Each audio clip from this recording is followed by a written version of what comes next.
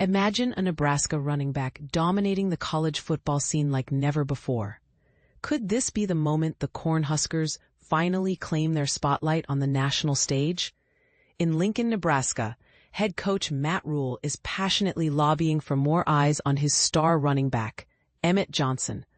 On Monday, Rhule dedicated a good chunk of his time in front of the media to highlight the junior's standout performance. Just last Saturday, against UCLA, Johnson etched his name into Nebraska history by becoming the first Husker running back to rack up 100 rushing yards and 100 receiving yards in a single game. Rhule doesn't mince words. He believes Johnson belongs in the Heisman Trophy conversation in New York City, potentially as a finalist for the Doak Award, or even its winner. For beginners in football lore, the Heisman Trophy is the ultimate honor for the nation's top college player, voted on by media and fans alike, while the Doak Award specifically celebrates the best running back. Rhule goes further, calling Johnson a first-team All-American, meaning he be recognized among the elite players across the country by organizations like the Associated Press. These are lofty accolades, and Nebraska hasn't seen a Heisman contender since standout defensive lineman Ndamukong Suh back in 2009. The last Husker running back to crack the Heisman top 5, though not the winner, was Bobby Reynolds in 1950, while Mike Rozier famously took home the trophy in 1983. But here's where it gets controversial. Does Nebraska's drought in national awards stem from overlooked talent, or is it simply the realities of competing in a power conference world? As noted by Dave Fate in a recent piece on SI.com, the Cornhuskers have yet to secure the Doak Award, which honors the premier running back in college football. Only 3 Huskers have ever been finalists: Calvin Jones, Amon Green, and Amir Abdullah. For first-team All-American status, it's been even longer for Nebraska. The last one was linebacker Levante David in 2011.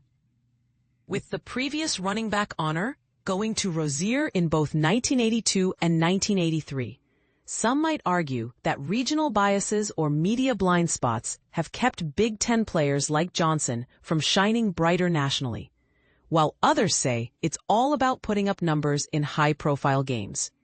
Rhule is effusive about his workhorse back, pointing out that Johnson tops the nation in yards from scrimmage, sits second in the FBS for total rushing yards, and ranks 5th in yards per game. He accounts for a massive 37% of Nebraska's total offense and is one of just 3 FBS players with 10 rushing touchdowns and 3 receiving touchdowns. To put that in perspective, think of it like a versatile quarterback who can run, catch, and score. Johnson's doing it all on the ground. Historically, he's the first Big Ten player since at least 1995 to achieve 125 rushing yards, 100 receiving yards, 1 rushing touchdown, and 2 receiving touchdowns in one contest. And this is the part most people miss. How does he stay so durable amid all that action? Rhule predicts Johnson will snag some major awards this week and expresses tremendous pride in his character. But with 239 touches across 10 games, running back health is always a concern. Think of it as the wear and tear on a high-mileage car in a long race. Rhule credits Johnson's superpower for staying in the lineup. He avoids big hits by making defenders miss tackles and rarely takes direct shots. The coach notes there's never been a practice where Johnson was sidelined due to injury. Looking ahead, Rhule hints at a big decision for Johnson come season's end. Should he chase NFL glory or return for another year at Nebraska? If he stays, Rhule sees him as a preseason All-American Heisman hopeful and on every watch list imaginable. Yet the coach adds a twist. He's not entirely sure Johnson shouldn't head to the pros. Is it better to capitalize on NFL stardom now or risk injury by staying in college? This opens up a debate.